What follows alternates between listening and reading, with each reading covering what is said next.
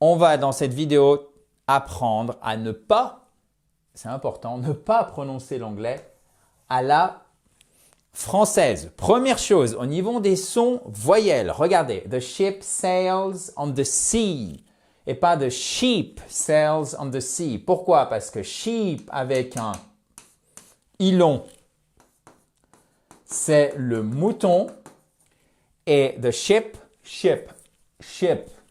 c'est avec un i court, le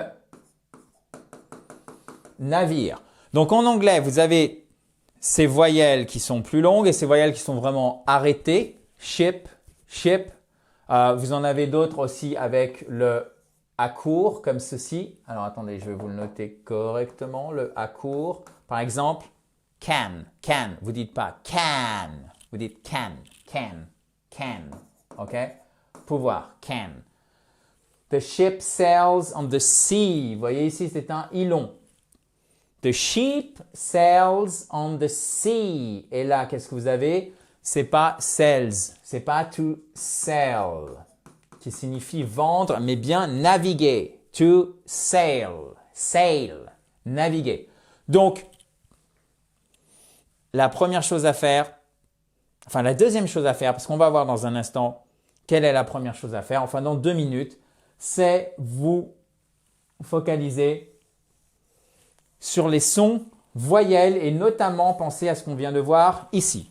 Ensuite, le fameux TH. Techniquement, en anglais, vous avez 2 TH. Vous avez le hard, qui est comme ça en phonétique, et vous avez le soft TH, hard TH, soft TH.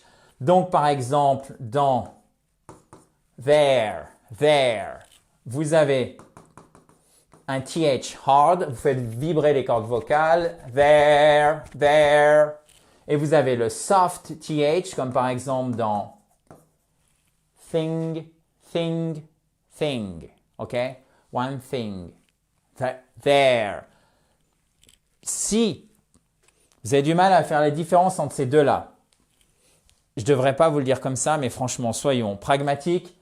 Essayez de prononcer un de ces 2 TH correctement et ça sera beaucoup mieux que faire un the, un fe ou un ve. D'accord? Ça ne marche pas. This. Think about.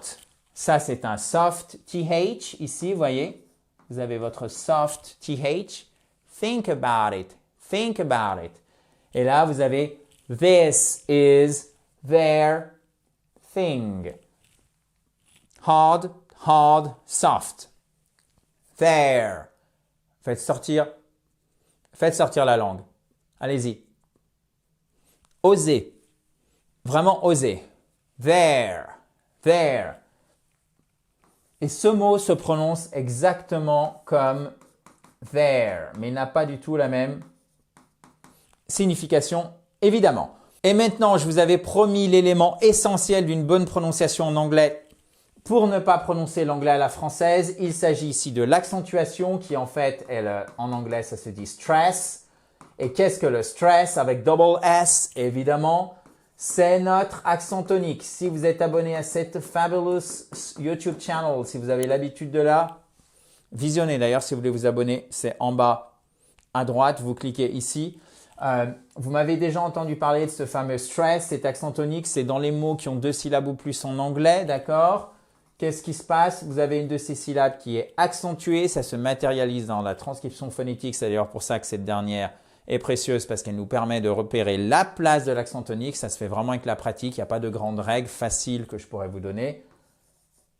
Vous avez une apostrophe ici qui signifie par exemple que là on a l'accent tonique sur la première syllabe, là on a l'accent tonique sur la seconde syllabe. Record the record. Ces 2 mots s'écrivent de la même façon, mais le nom se prononce record et le verbe se prononce donc record et le verbe se prononce record. So, record the record.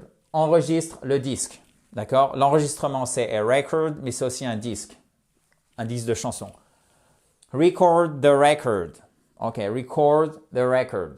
The record was broken by the record player. Le record a été battu par le tourne-disque. Bon, littéralement, ce qui permet de lire le CD. Bon, c'est un peu à l'ancienne, mais c'était pour jouer sur la prononciation. Donc, prêtez attention à cet accent tonique. Attention, et je vous le mets en par cœur parce que c'est tellement important. Vérifiez où se trouve à chaque fois l'accentuation. C'est pour ça que moi, je préconise systématiquement d'apprendre la prononciation avec le nouveau vocabulaire. C'est vraiment extrêmement précieux, extrêmement important. Le R, ce n'est pas un R, ok? C'est pas right or wrong, ok? Ça serait surtout par exemple pour les native speakers d'une langue slavique, slavic language, d'une langue slave. Mais bien, et c'est pas un re à la française avec le bout de la bouche. Right. Non, c'est pas right, c'est right. C'est beaucoup plus avec la gorge, ok? Right or wrong. Vous voyez, le W ici, il ne se prononce pas. Right or wrong, it's my life. Peut-être que vous vous souvenez d'ailleurs de cette chanson dans les années 90. It's my life. Je m'arrête ici. Vous avez souri? À vous de prononcer du coup maintenant. Faites-le vraiment. Essayez. Jouez le jeu. C'est pas grave. Vous pouvez le faire dans votre tête. Right or wrong? It's my life. Parfait. Red roses. Les roses rouges. Red roses. Right or wrong? It's my life. Perfect. Donc le R, on est OK. Pensez à bien le faire, d'accord? Et à ne pas le rouler. Évitez de faire des liaisons dans les mots en anglais. Une des meilleures astuces, des meilleurs tips que je peux vous donner immédiatement et que vous pouvez appliquer tout de suite et qui a un gros effet sur la clarté de votre prononciation en anglais, j'irais même de votre énonciation, c'est de bien séparer les mots un par un. She is a friend. Elle a une amie. Au lieu de dire she is a friend. Non. She is a friend. I eat ice cream. Voyez, bon. Ça fait peut-être un peu, pas bête, mais un peu too much. She is a friend. She eats ice cream. Ça fait peut-être textbook, vraiment scolaire, mais ça marche vraiment bien pour votre élocution et vous serez beaucoup plus facilement compris ou comprise, évidemment.